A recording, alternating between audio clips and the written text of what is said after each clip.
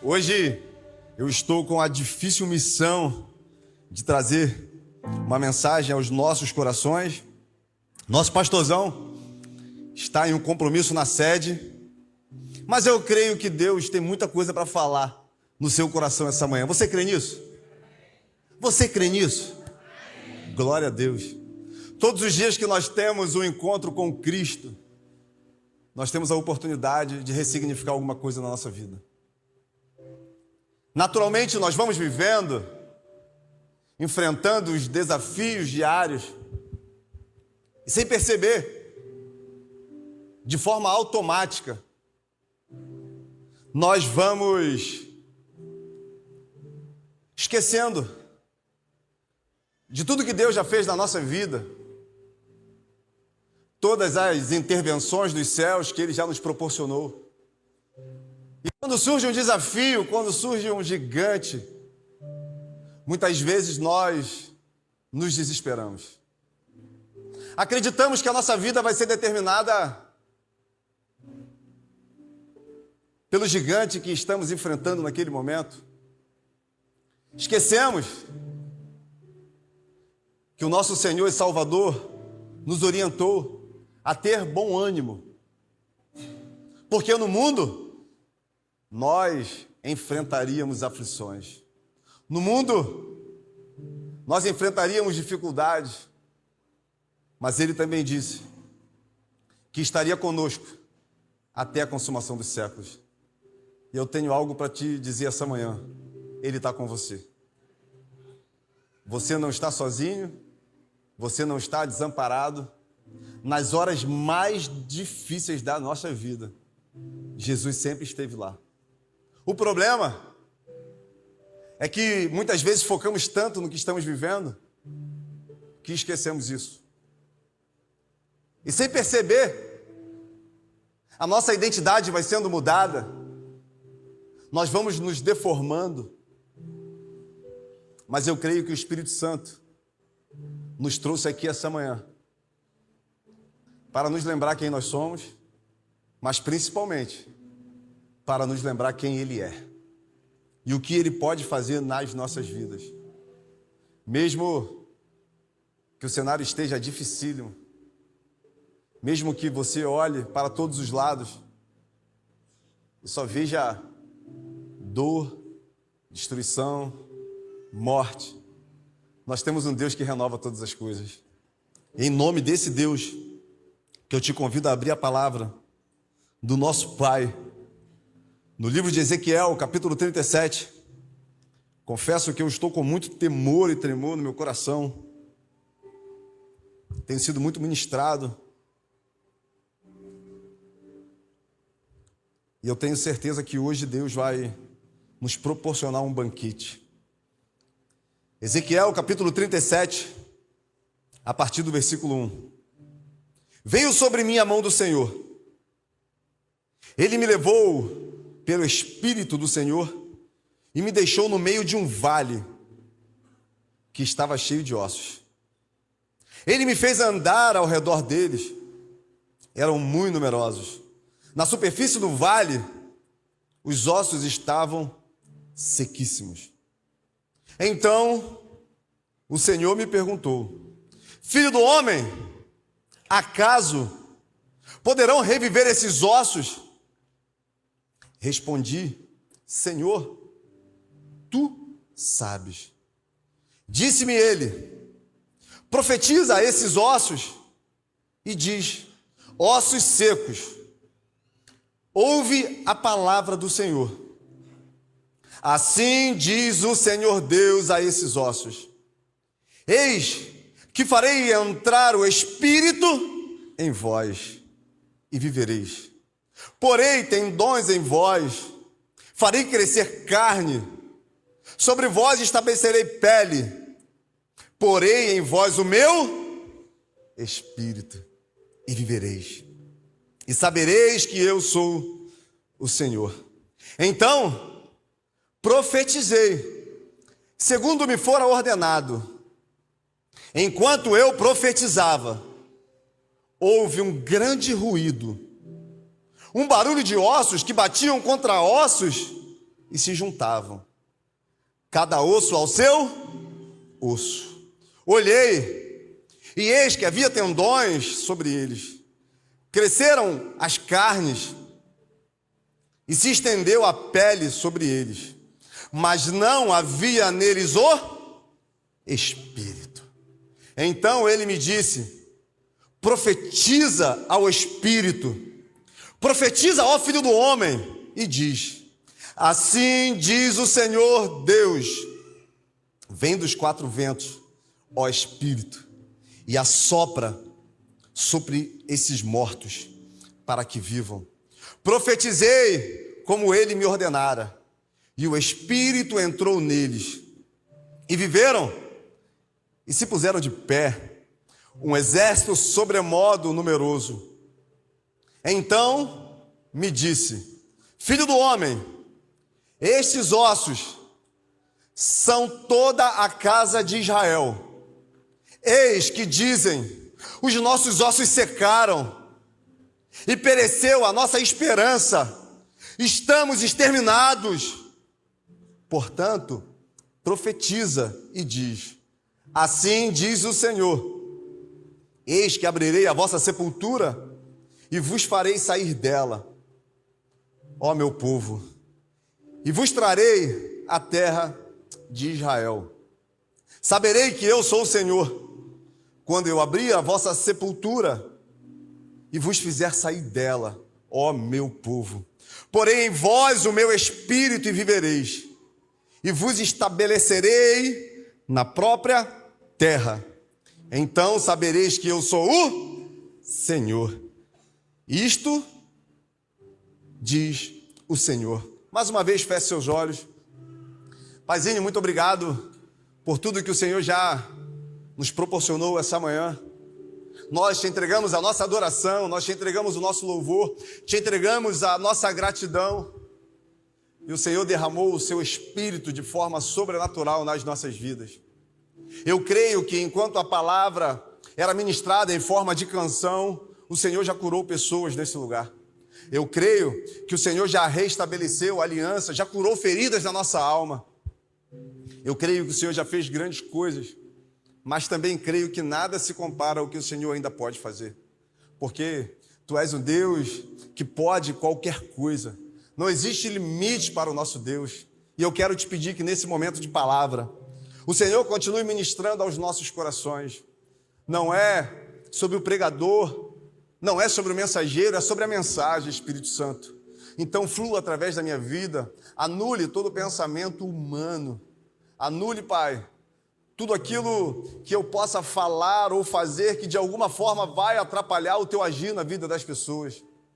Tudo que eu quero é me colocar como um canal para que a Tua palavra continue fluindo nesse tempo, continue trazendo vida àquilo que está morto. E eu creio, Pai, que essa é uma manhã de vida. Eu creio que essa é uma manhã de ressuscitar ministérios. Eu creio que essa é uma manhã de ressuscitar palavras proféticas. Eu creio que nessa manhã o Senhor vai levantar pessoas para viver uma nova experiência no Senhor, um novo chamado, um novo propósito. Eu creio, Pai, e profetizo em nome de Jesus o Teu agir sobrenatural nas nossas vidas. Se você crê e ora em nome de Jesus, diga um amém junto comigo. Glória a Deus. Irmãos, o povo de Deus está vivendo um dos piores momentos da sua vida. É muito interessante porque o povo de Israel é um pouco do reflexo da nossa história. Deus já tinha feito coisas grandiosas. Deus já tinha libertado esse povo das mãos dos inimigos, dos opressores. Mas, muitas vezes, depois de serem abençoados, o povo virava as costas para o Senhor. O povo se acostumava em viver a própria vida, fazendo aquilo que os seus olhos pedem. E naturalmente, quando nós esquecemos que o nosso Deus anda em meio aos seus princípios, que o nosso Deus é fiel à sua palavra, nós vamos pegando caminhos que nos levam para longe dele.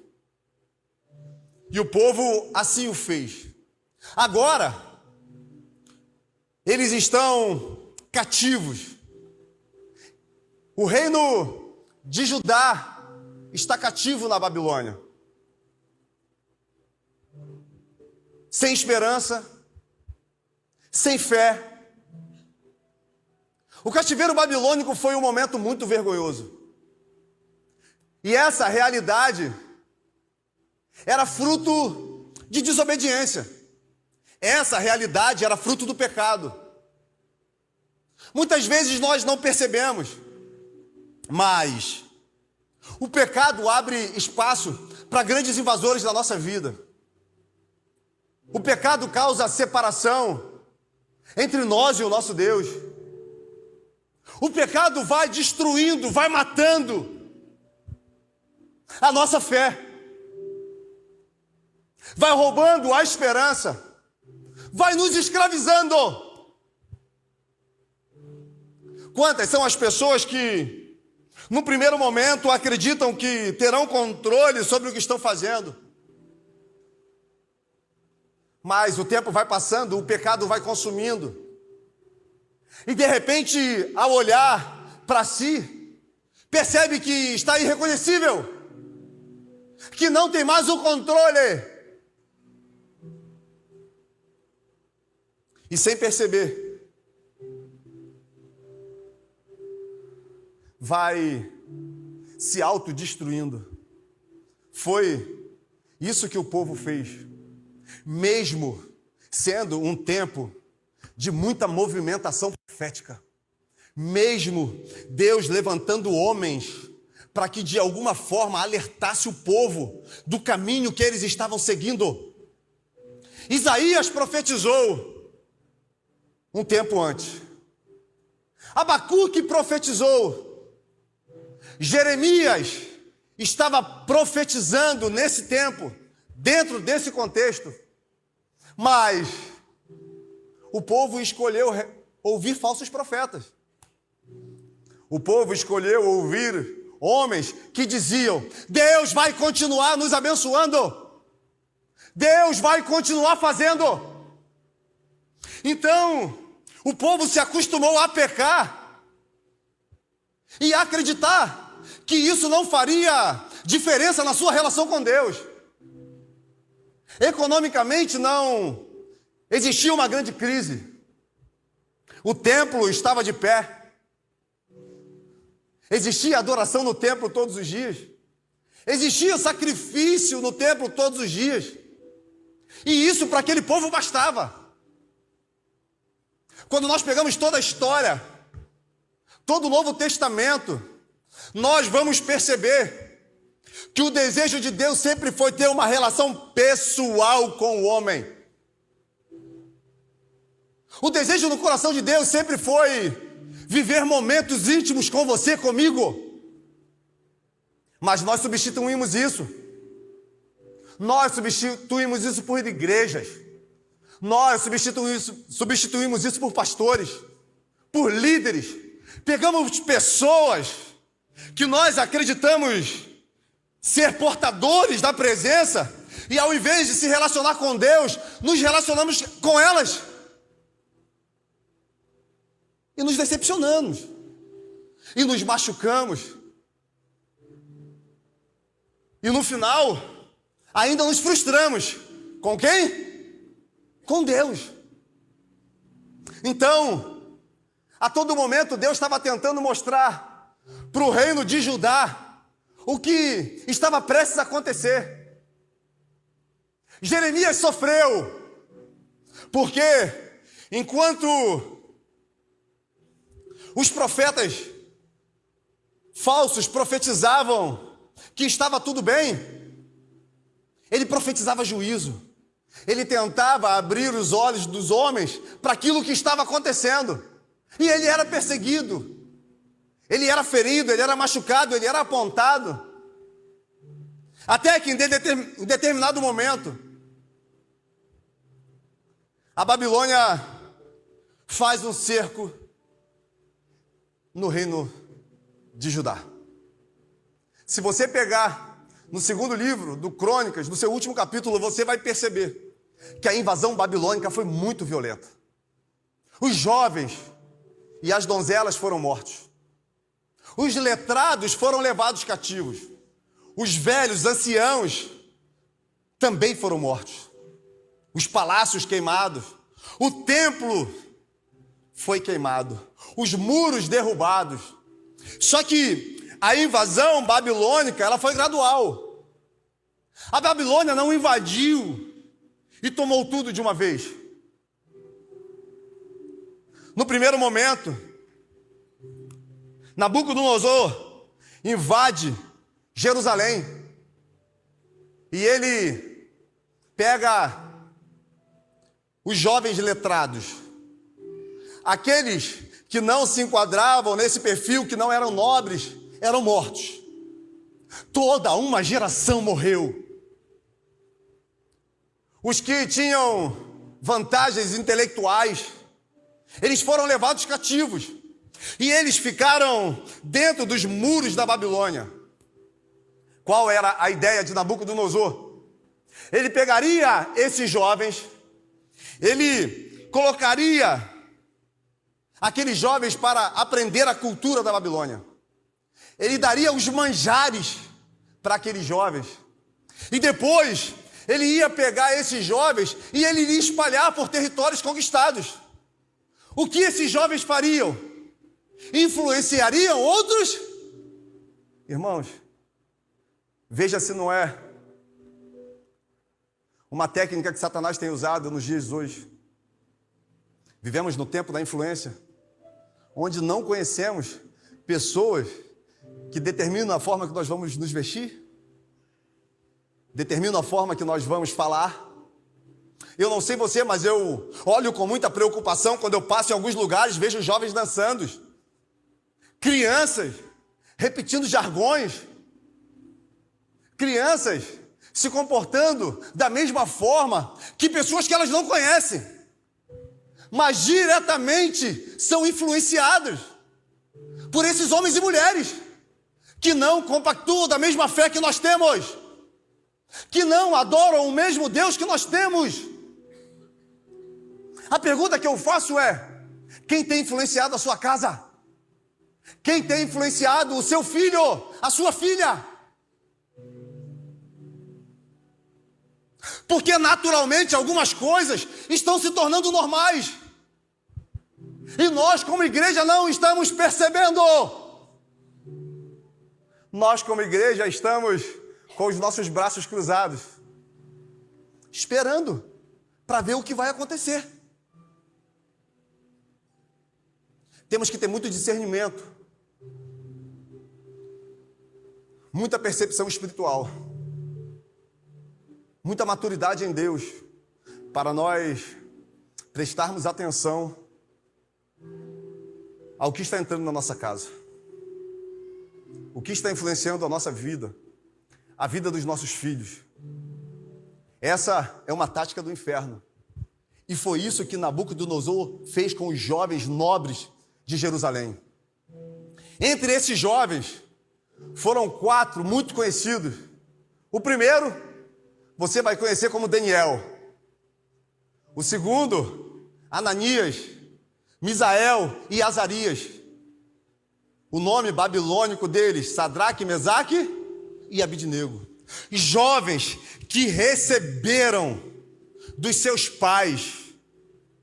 Jovens que foram totalmente solidificados em quem Deus é.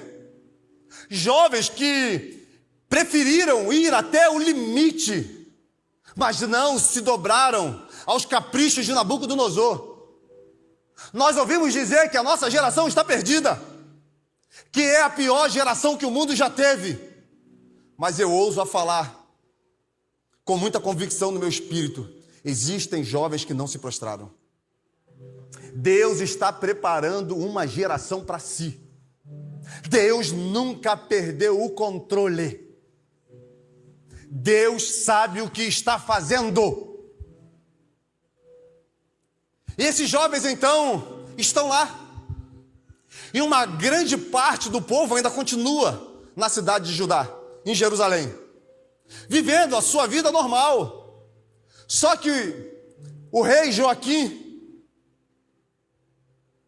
ele tenta se rebelar contra Nabucodonosor.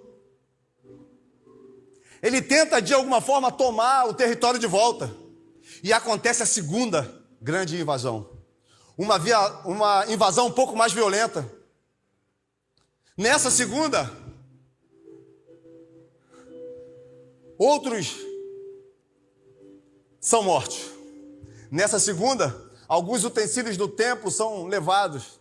Nessa segunda invasão, profetas, sacerdotes, levitas são sequestrados de Jerusalém e são colocados às margens dos rios da Babilônia. O povo naturalmente, a ver isso, começa a perder a esperança. Porque, irmãos, uma coisa é você estar cativo, uma coisa é você estar vivendo um momento difícil, mas saber que tem alguém orando, que tem alguém buscando ao Senhor. Uma coisa é você saber que o serviço no templo ainda continua acontecendo. Mas, no momento que os levitas, sacerdotes e profetas são também sequestrados, naturalmente a esperança começa a ir embora. Naturalmente a fé do povo foi minando. Naturalmente eles foram se desesperando, cansaram de esperar. Porque algumas pessoas estavam se levantando, algumas pessoas estavam profetizando: Deus vai tirar a gente daqui, Deus vai fazer alguma coisa, o cativeiro não será longo.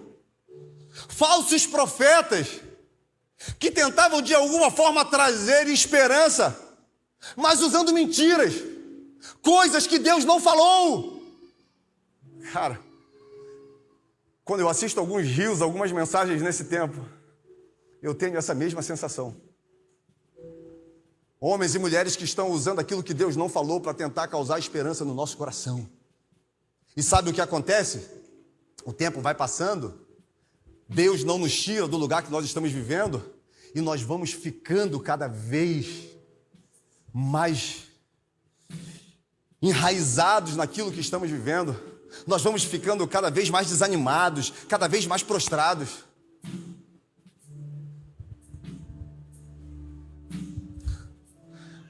Mas o que pode nos separar do amor do nosso Deus? Os deuses naquela época eram territorialistas. Cada nação tinha o seu Deus. E cada nação, cada Deus agia dentro do seu limite territorial. Então, Deus chama Jeremias e manda que o profeta escreva uma carta aos exilados. Jeremias, no capítulo 29. E mesmo naquele lugar de dor, mesmo no lugar de desespero, mesmo no lugar que não existia fé, mesmo no lugar que não existia esperança, a palavra do Senhor chega aos exilados. Ei! Construam casas! Deem os seus filhos em casamentos, plantem, colham. Mas eu quero dizer uma coisa a vocês.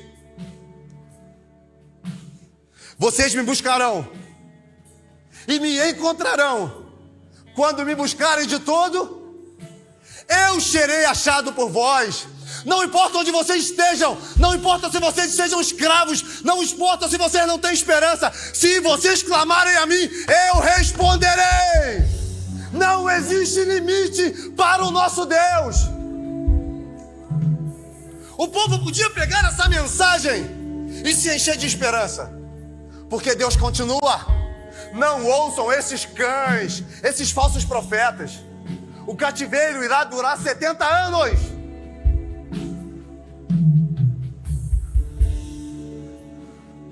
Mas ao invés de acreditar naquela palavra,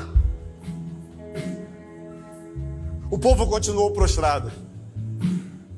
Até que acontece a terceira invasão. O rei Zedequias tenta novamente tomar a cidade de volta.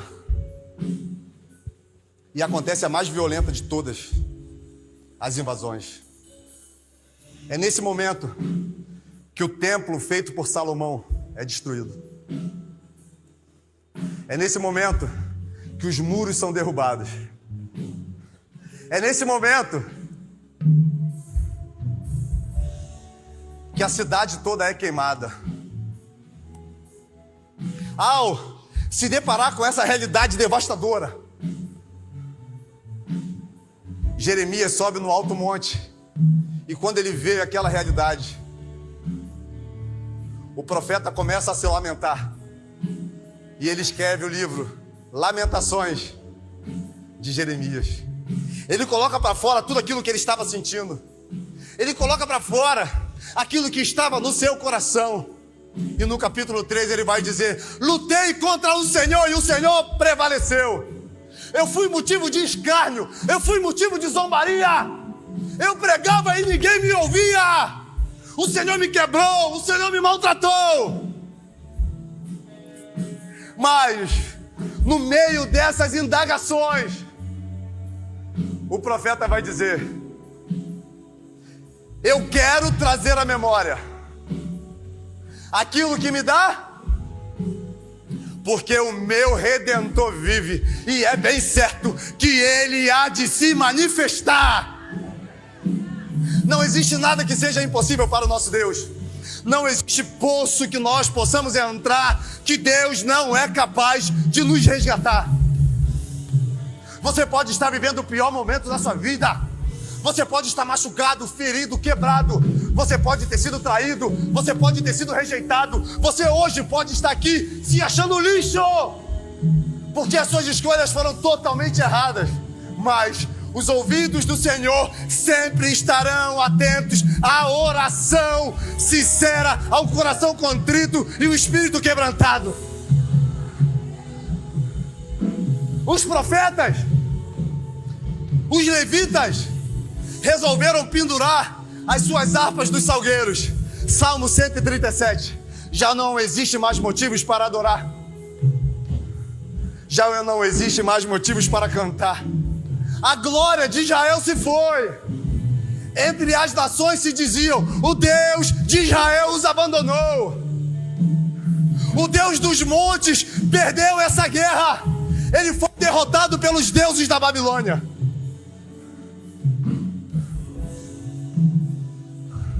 Mas de repente, dentro daquele cenário, na beira do rio Quebar, um jovem chamado Ezequiel, que foi levado cativo na segunda invasão, prostrado, machucado, ele olha e ele vê os céus abertos. Ele vê anjos de fogo, ele vê carruagens de fogo. Ele vê os seres celestiais, animais com 4 rostos. Ele vê seres viventes com suas asas. E ele vê um trono. E quem está sentado nesse trono é aquele que é justo. Quem está sentado nesse trono é aquele que é poderoso. A terra está um caos, está tudo fora de lugar, mas Deus está sentado no alto e sublime trono. Deus está reinando eternamente. Uou!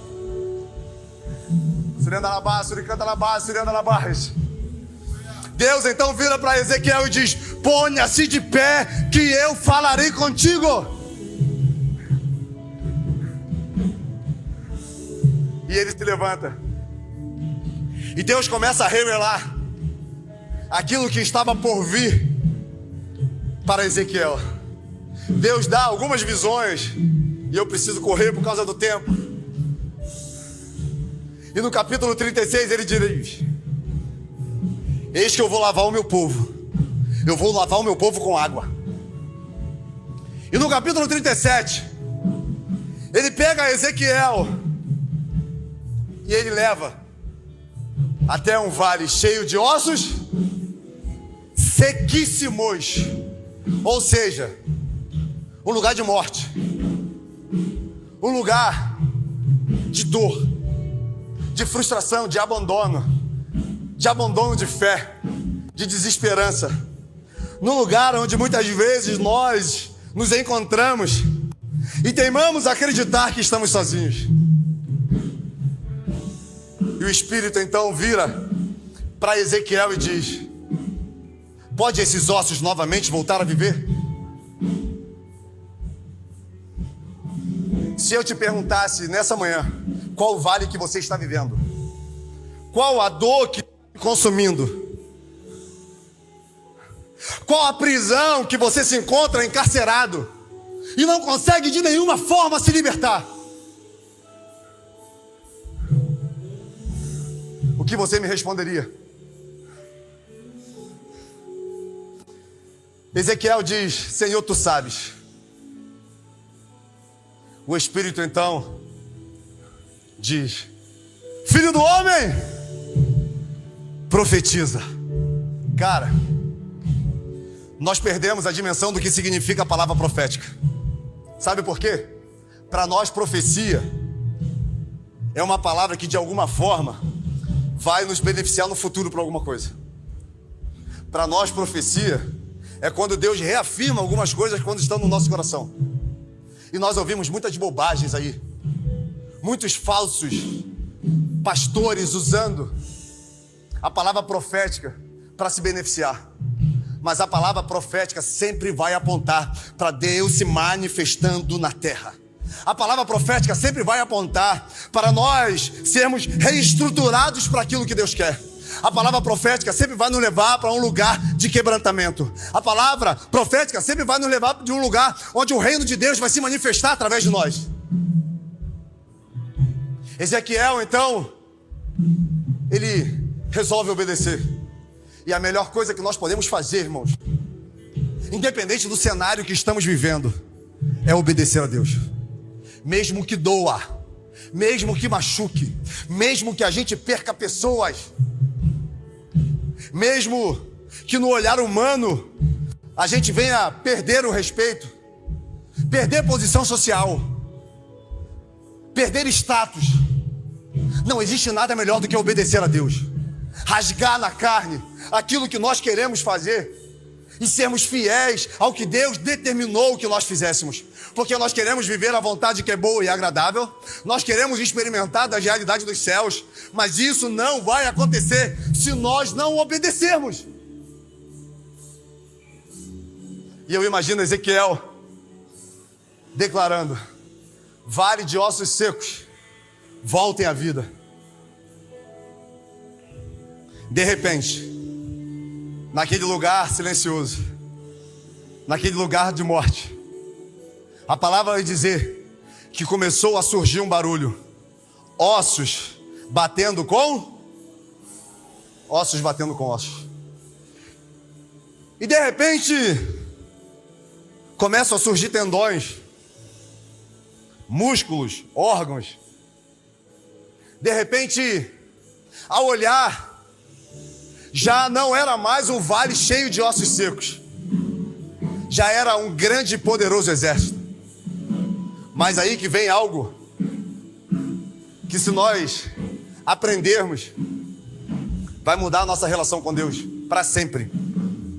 Já não era mais osso, já tinha forma, já parecia com alguém vivo, mas a palavra vai dizer que não tinha vida. Sabe por quê? Porque não tinha o Espírito.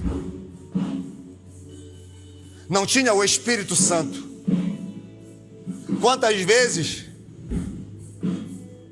nós somos guiados por coisas ou pessoas que parecem ter vida, parecem estar bem. Nós procuramos pessoas que falam aquilo que nós gostamos de ouvir, mas não tem vida, não tem Espírito. Nós podemos até continuar funcionando, nós podemos até continuar pregando, continuar orando, continuar fazendo, mas se não tiver o Espírito de Deus, será como um sepulcro caiado.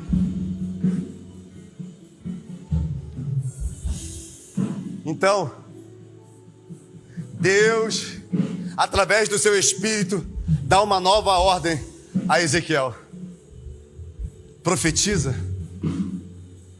para que o Espírito Santo entre neles. Cara, e de repente a palavra vai dizer que Ezequiel abre a sua boca e diz: Espírito que vem dos 4 ventos, desça sobre esse exército. E aquilo que era morte se transformou em vida.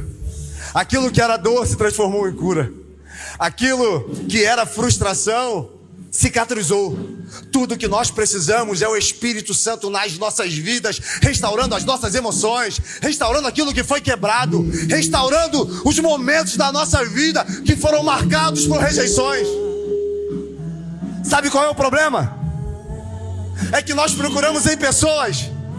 Sabe o que é o problema? Nós procuramos em coisas. Aquilo que só está disponível em Cristo. Deus então promete que irá levar aquele povo de volta. Deus então promete que um dia esse povo estaria novamente na sua terra. Mas essa mensagem poderia até naquele contexto ser para o povo de Judá. E ela se cumpriu na vida desse povo. Mas irmãos, Efésios no capítulo 2, Paulo vai dizer algo que está muito correlacionado ao vale de ossos secos. Quando ele diz: todos nós estávamos mortos em nossos delitos e pecados, até que Ele nos deu vida através de Jesus Cristo. Não era apenas para aquele povo, não era apenas para aquela nação. Deus iria transbordar em amor. Deus iria fazer por mim e por você aquilo que nós não podemos fazer. Porque quando Adão e Eva pecam, todos nós pecamos, todos nós fomos destituídos da glória de Deus. Nós perdemos a conexão com o nosso Pai. Nós não temos mais acesso à sua presença. Até que um dia Deus resolve enviar aquilo que Ele tinha de melhor. João 3,16. Porque Deus amou o mundo de tal maneira que entregou o seu único Filho, para todo aquele que nele crê não pereça, mas tenha a vida eterna.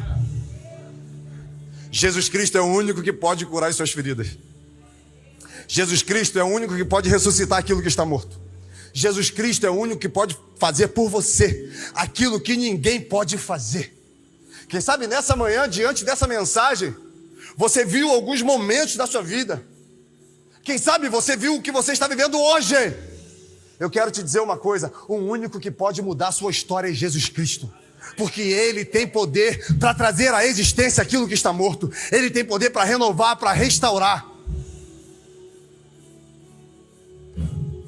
A pergunta é: será que nós acreditamos nisso o suficiente para essa verdade nos consumir?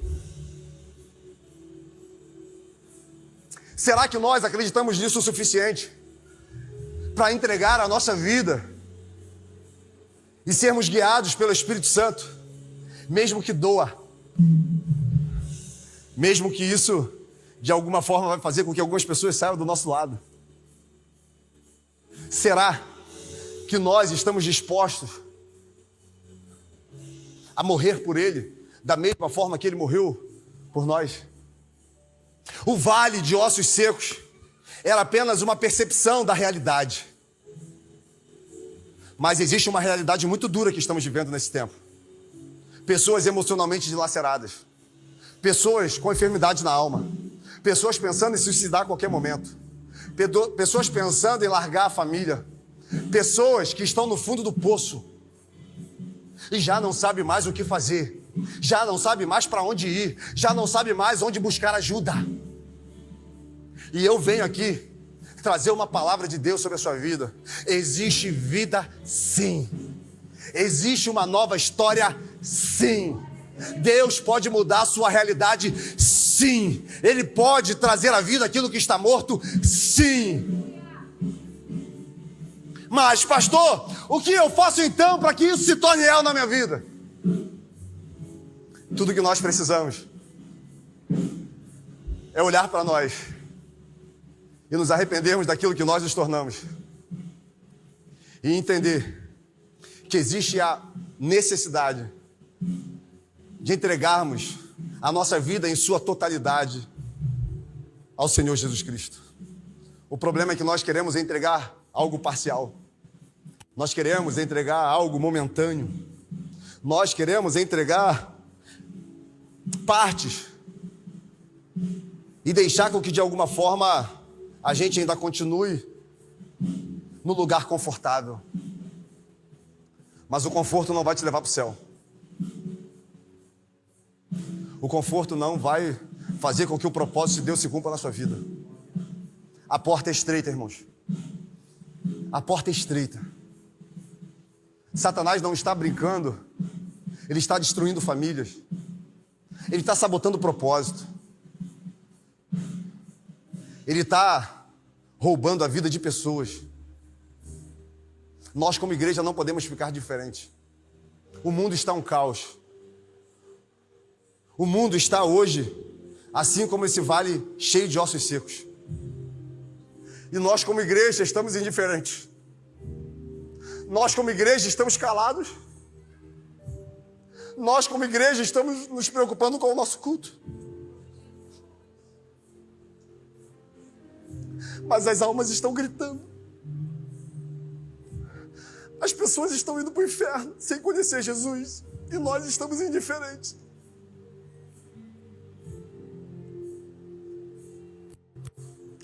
Nós temos o que essas pessoas precisam, irmãos. Nós carregamos o que as pessoas têm buscado no sexo, nas drogas.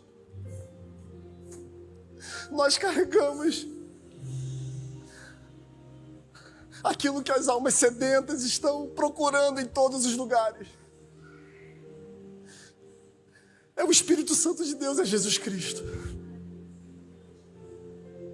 Nós temos o pão da vida.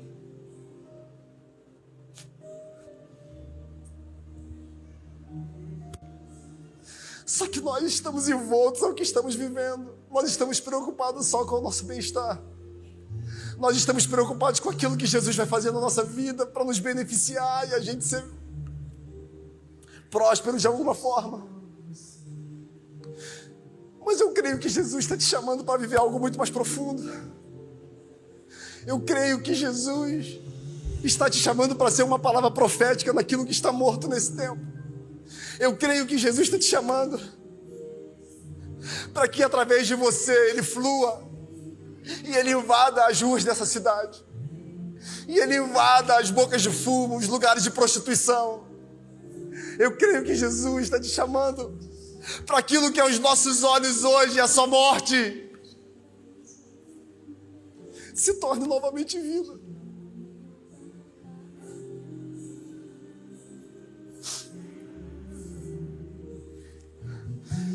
A única coisa que as pessoas precisam ouvir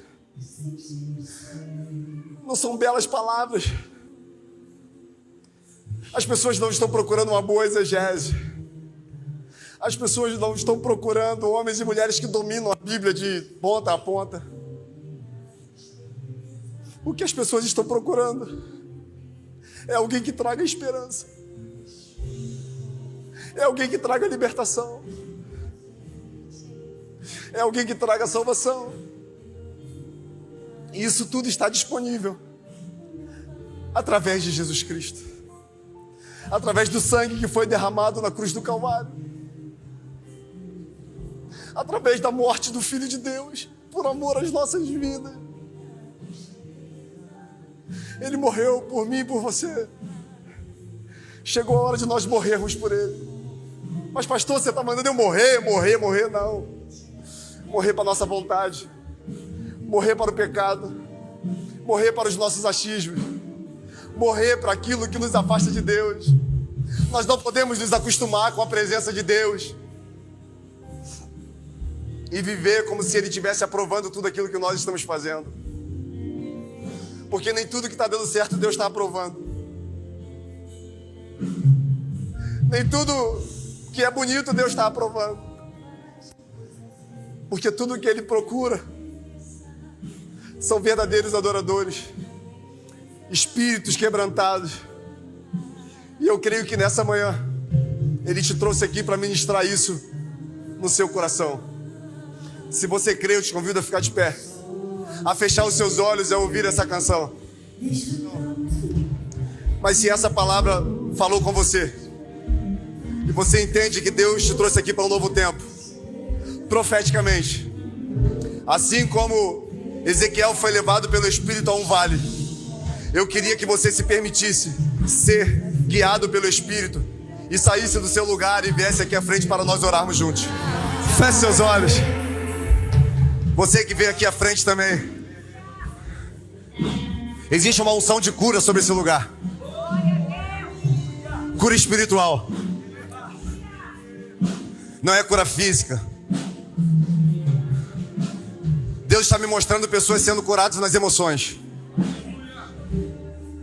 Eu sinto que pessoas estão sendo curadas por frustrações ministeriais. Eu sinto no meu espírito que pessoas nessa manhã estão se reposicionando nesse reino.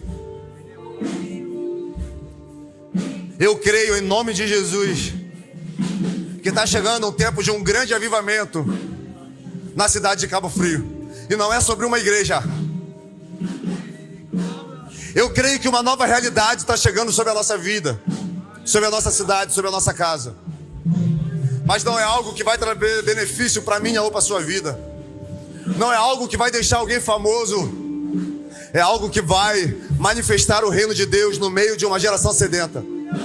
Eu já vejo pelos olhos da fé traficantes entrando nesse lugar e tendo a vida transformada. Eu sinto no meu espírito homossexuais sendo restaurados na identidade nesse lugar. Eu sinto no meu espírito prostitutas, mulheres que buscam de alguma forma encontrar sentido para a vida, encontrando sentido na igreja de Jesus Cristo. Eu vejo em nome de Jesus ventres que não são férteis gerando milagres pelo sangue de Jesus. Eu vejo em nome de Jesus Deus passeando no meio do seu povo. Eu vejo em nome de Jesus o Espírito Santo segurando na mão daquele que crê. Eu vejo em nome de Jesus Deus dando acesso a homens e mulheres aquilo que é espiritual. Eu creio em nome de Jesus, nós pelos olhos da fé vendo as movimentações espirituais. Eu creio em nome de Jesus, os nossos ouvidos espirituais sendo abertos e ouvindo ossos batendo com ossos, e ouvindo o som das correntes caindo, e ouvindo o som dos cadeados abrindo, e ouvindo o som das celas, das portas das prisões das drogas, das prisões da prostituição sendo abertos, e o reino de Deus restaurando, e o reino de Deus salvando, e Deus fazendo, e no final toda honra, toda glória, todo louvor vai ser para Ele, o único que é digno, o único que é e que sempre será o Alfa, o Ômega, o início e o fim, o leão da tribo de Judá, a raiz de Davi, o sentido da nossa vida, o sentido do nosso culto, aquele que reina no cavalo branco, aquele que está sentado no trono, aquele que anjos, exércitos celestiais seguem, aquele que está vestido com uma roupa de linho, com uma corrente de ouro, e na sua coxa está escrito: Rei dos reis, Senhor dos senhores. Nós te louvamos, nós entregamos a nossa vida e te agradecemos por tudo que o Senhor manifestou nesse lugar. Nos leve em paz para os nossos lares, que nós possamos sair daqui, Pai, totalmente diferente da forma que nós entramos, que nós possamos sair mais perto de Ti, curados por Ti, olhando para Ti, porque no final o reino é Teu, a glória é Tua, nós somos o Teu povo. Vai em paz, que Deus te abençoe. Se você recebe, ergue suas mãos e dá uma linda salva de palmas ao Senhor.